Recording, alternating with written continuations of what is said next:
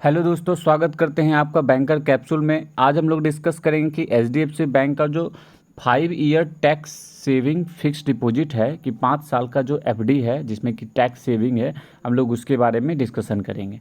ठीक है, तो अगर आप चैनल पे नए हैं तो चैनल को सब्सक्राइब जरूर कर लीजिए, पूरा वीडियो देखिए। पसंद आता है तो वीडियो को लाइक ज़रूर कीजिए और दोस्तों के बीच शेयर भी कीजिए। ठीक है, तो हम लोग समय नहीं बर्बाद करते हुए हम बढ़ते हैं आगे की ओर। देखिए, 5 ईयर का जो टैक्स सेविंग फिक्स डिपॉजिट है इसको समझने की कोशिश कीजिए।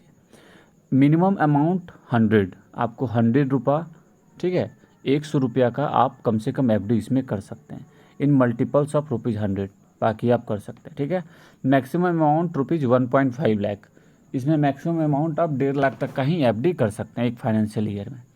टेन्योर इसमें क्या होता है, 5 साल का होता है लॉक इन, मतलब 5 साल से पहले आप इसको नहीं निकाल सकते हैं।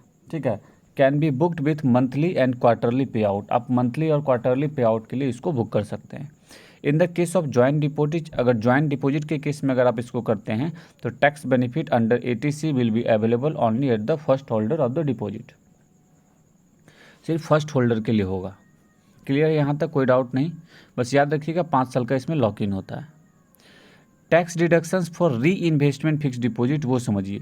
The following will be applicable for a regular fix deposit. आपको पता है कि टीडीएस डिडक्ट होता है अगर आपका इंटरेस्ट जो होता है, ये इन्वेस्टमेंट जो होता है आरडी या एफडी का, पर कस्टमर अक्रॉस ऑल ब्रांचेज, सारे ब्रांचेज में अगर 40,000 से ज़्यादा हो जाता है तो आपको टीडीएस देना होता है।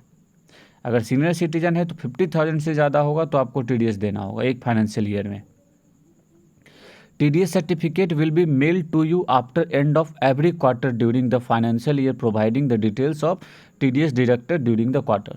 ठीक है, our interest will be calculated on a quarterly basis. interest जो है वो quarterly basis पे calculate किया जाता है। The interest for reinvestment is calculated every quarter. interest जो है every quarter calculate किया जाता है and the principal is increased to include interest earned during the previous quarter. ठीक है, tax at source is deducted as per the income tax regulations prevalent for time to time. Something else to note, tax at source will be deducted according to income tax regulations prevalent from time to time.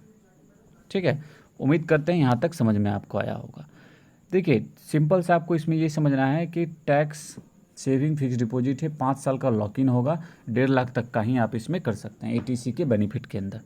ठीक है, तो अगर आप channel पे नए हैं तो channel को सब्सक्राइब जरूर कर लीजिए। पहली बार अगर हमारा वीडियो देख रहे हैं तो बैंकर कैप्सूल को सब्सक्राइब कर लीजिए, नीचे लाल कलर का बटन होगा। वीडियो अगर यूजफुल लगा होगा, पसंद आया होगा तो लाइक ज़रूर कीजिए और दोस्तों के बीच शेयर भी कीजिए। ठीक है, तो बहुत बहुत धन्यवाद आप लोगों का वीडियो देखने के लिए।